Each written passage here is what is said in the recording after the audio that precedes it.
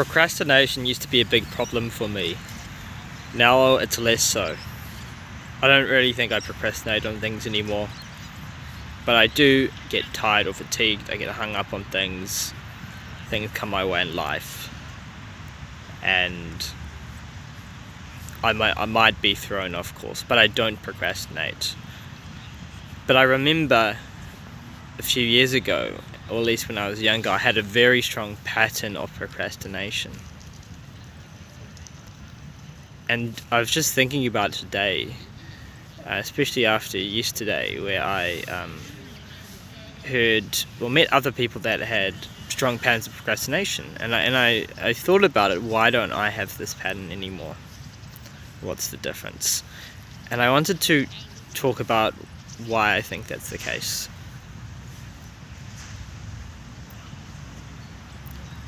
I think a pattern of procrastination ultimately comes down to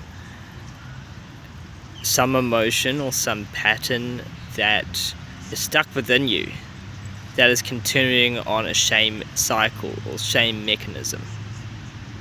Because now if I don't do something, I'm okay with it. It's alright. And I take accountability for the fact that I didn't do it. I own it. I say, okay, I didn't do that. I'm going to take accountability. I'm going to do it tomorrow. I'm going to do it on that day. And I actually do it on that day. And I know that I'm going to do it on that day. Because I've established a certain trust with myself that when I forget to do something, or when something more important comes into my life, or a roadblock, or I'm just really tired, I know that when I say I'm going to do it the next time, it actually gets done. But I remember it wasn't always like that. And when it wasn't like that, the feeling of doing something or not doing something used to result in a lot of beating yourself up and a lot of negative emotions. It wasn't a light situation. It was a very heavy situation. There was no lightness to it. And I think that is the key for people that have a procrastination problem. It's actually the negative energy that is stuck within them that is reinforcing a shame-based cycle. A cycle of not doing something, shaming themselves for not doing it, beating themselves up, feeling bad because of it, and then looping back on itself and continuing until that becomes a pattern, until they cannot trust themselves anymore. And because they can't trust themselves, if they set a goal, if they set a plan, they might do it for a day or 2 days.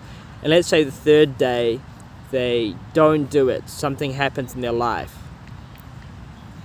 That third day, they are really going to beat themselves up for not doing it. More than is necessary. And so there's a shame element, there's a regret element, and there's a guilt element too. They make themselves feel guilty for doing that. And then they create an identity around this personality of a procrastinator, somebody that, I don't get things done. I just don't do those things. I really wish I wasn't like this. I really wish I wasn't this type of person, which reinforces this shame feeling of I'm not good enough, there's something wrong with me, which cycles somebody down, lowers your self-esteem. These are all things you do not want. So how can you resolve this? I believe you can resolve this not from a space of planning, not from a place of analysis, not from a place of mental thinking, although those can help you build more awareness. I think you need to start, if you have this problem, you need to start by looking at the emotions. And not looking at them and getting caught up in the story. I mean looking at it like a third party. Now, to look at these emotions facilitates letting go of the emotions. Because when we have problems like this, a procrastination problem, we're often fearful. We don't want to look at this. we procrastinate on the fact that we have a pattern of procrastination, or at least a pattern of procrastination is arising within us, and so we don't observe it.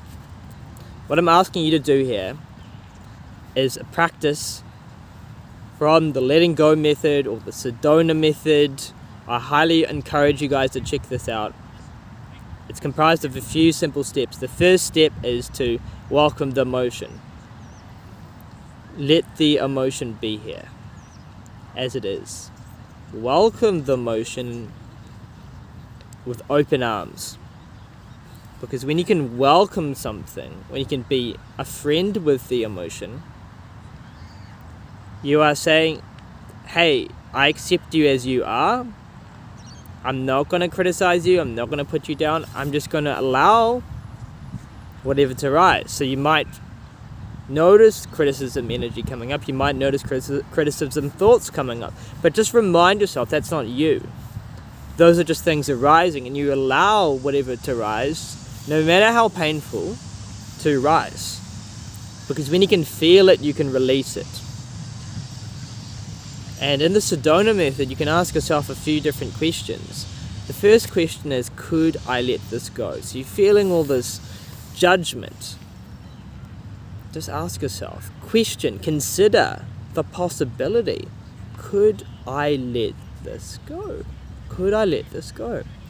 And you might start to realize that the possibility of you letting this go, letting this problem go, exists.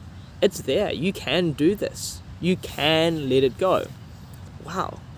And this can be a big realization for people, because when you're really caught up in a problem, you feel very defeated. You feel like you can't do it. This helps you realize, I can do it. Could I let this go? Ask yourself, could I let this go? Okay, I can let this go. The next question you ask yourself, would I let this go? You can do it. You know you can do it. The possibility exists. But would I do it? Would I let go of this emotion that is arising within me? Or at least part of the emotion that is arising within me. And you think about it. Okay, I could do it, but would I actually do it? And you can answer yes or no. The important part is honesty. If you feel like you can't answer yes, tell yourself no. I don't feel like I can let this go. I would not let this go.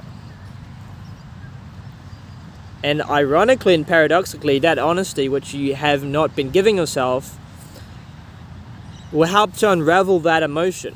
It will start to unravel more aspects of that by being honest, by looking at it and saying, okay, I don't feel like I can. That's okay.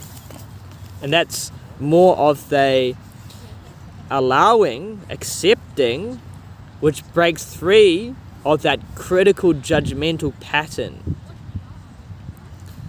that keeps you trapped. So next, let's go to the third question. Could I do it? Would I do it? Would I let this go? Okay, I answered, could I let this go? Yes. Would I let this go? Yes.